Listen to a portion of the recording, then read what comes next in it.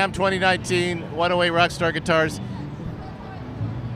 Lonn Friend. Just for some reference, Trev Lukather, his father and I have known each other since 1974.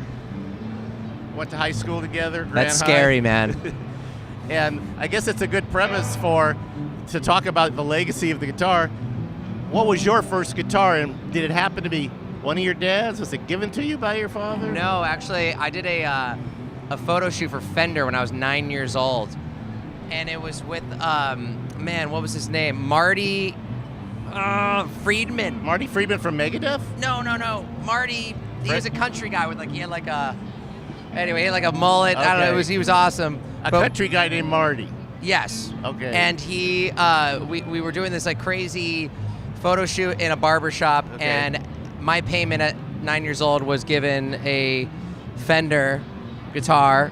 It was just for Fender, and it collected dust for years because I was a drummer from 4 to 12. But when I turned 12, I saw Toto play, and my dad was shredding, and all the people are reaching out for him. I was like, I want to be that guy, man. I don't want to be in the back.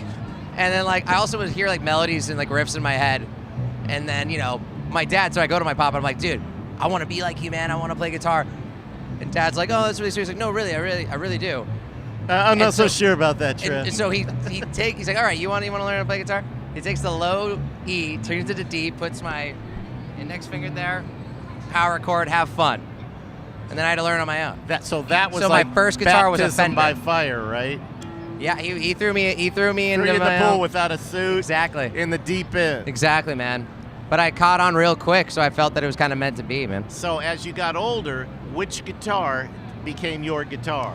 Well, Ernie Ball, Music Man, of course, and I'm not just being biased, right. Those guitars are just amazing, and they were so supportive at such a young age for me that they they would have my dad's model guitar, but they put Trev on the headstock instead of Luke. They personalized a personal one, so then I felt really cool, and I was like, yeah. And then now, actually, I use St. Vincent guitar, and then a gold roller, and they actually had this guitar called the Armada, and it's amazing that they discontinued, but I love it. So yeah, that's when I kind of just started messing around with their guitars, because their guitars are just so freaking good, man. It's smooth, sounds amazing. It's not because I love them as my family, it's because they're truly the best, personally. Did you ever feel like I'm in a shadow here and I got to define my own sound and I have to create my own thing? Yeah. Or are you just so proud to have the opportunity that if you're great and you're a star, great, and if not, you just really want to be a musician, you just want to play?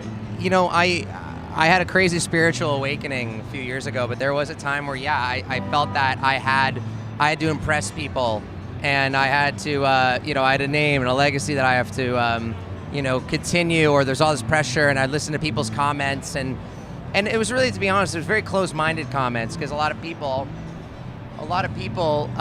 hey! She's next. She's awesome. But, a lot of people, they're very judgmental, especially when you're a kid of someone that's successful in the music industry. They're really harsh on you. So I used to really care. And then I had this crazy spiritual awakening, in the best way ever, which really showed that we're so small. We're all small. We're all human beings. Yes. We're no different from anyone else. And you have to follow that path of what you love and realize it's not about you. So you had that humbling at an earlier age than most of us who have to go through and crash and burn into our 40s and 50s, right? I really had it just over a year ago, 30 years old, That's fantastic. And I'm like, holy shit. Because my kid's going through that, and you guys are the same age. Yeah. Yeah. I love your daughter, man. She's awesome. Make it, But it's one of those things where it hit me like a ton of bricks, and then I realized the only person I need to impress is myself. Yes. And so to make happy is yourself. And if you love yourself, then all of that, and you really believe in yourself, all of it kind of just tends to happen. Yeah. So that's when I started working a lot, and I started going on the road and having these bucket list check-offs and playing, headlining these cool festivals with What's So Not, and then starting my band ZFG, which came together so quickly, and then we're going on the road now this year. Yeah. Good. And it's all of it started happening when I left my ego at the door, and me, shit. Yeah. Are they gonna like me? It's no, it's about here. Crush the ego.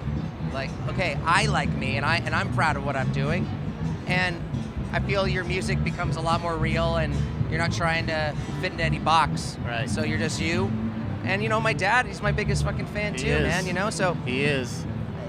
I'm at this point, I'm just very grateful to be doing it. I'm just to conclude, you have to tell me about. Your dad told me the story about you drinking with Keith Richards. Oh man, well that was Well, how did that happen?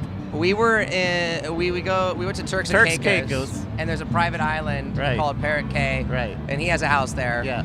And we met his wife Patty and the two daughters during the day, and then that night, there's like only 100 people on this island. Everyone goes to bed at 8 p.m. My dad would go to bed. We'd have dinner at 7. He goes to bed, and then I myself, I'd be talking to my girlfriend Madison like on the phone, like I have no one to hang with.